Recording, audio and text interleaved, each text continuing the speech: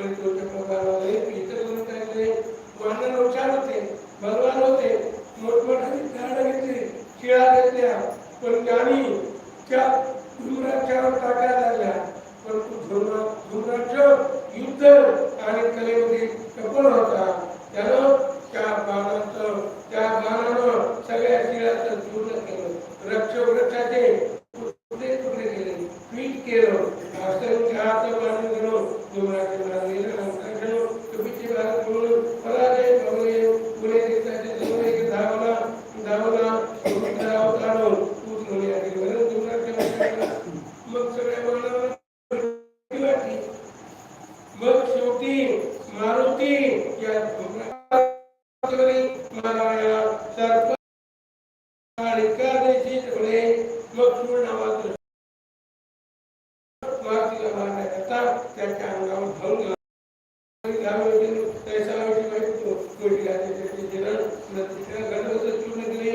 मग हत्तीवर ज्याप्रमाणे सिंह धावून जावा त्याप्रमाणे या मारुतीने काय केलं, धुम्राक्षाच्या अंगावर धावून गेला.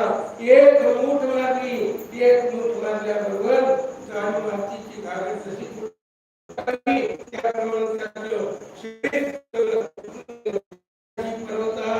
पर्वत पाहत झाला.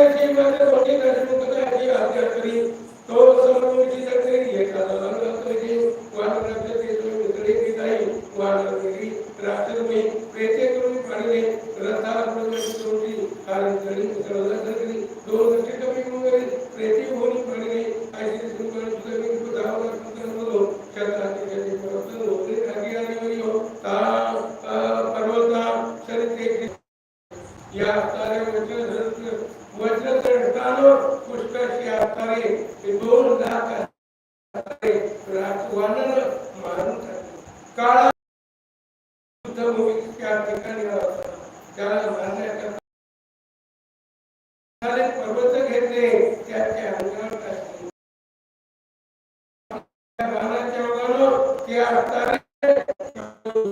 पर्वताचा आणि तुकडे शेवटी अंगदानं मोठा वज्रदंडाच्या अंगावर टाकलं आणि टाकल्याबरोबर तो धाडकन खाली पडला.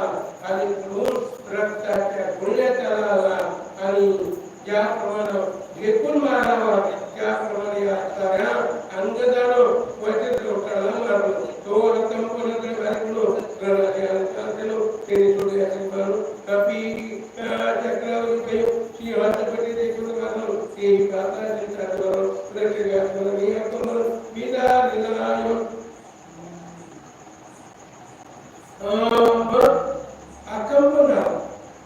आकंपनाला पुष्कळशी हाताने वानर मारले. मग वानर मारल्यानंतर तिचा हाताला मारुती आला.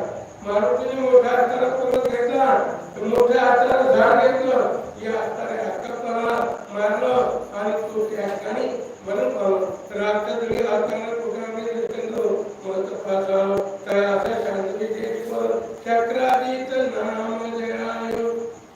मग हाताला आकंपन मिळाला. रावणाला खबर कळाली, दुःखी झाला, डोकं धरून बसला. सभेमध्ये इंद्रजित आला.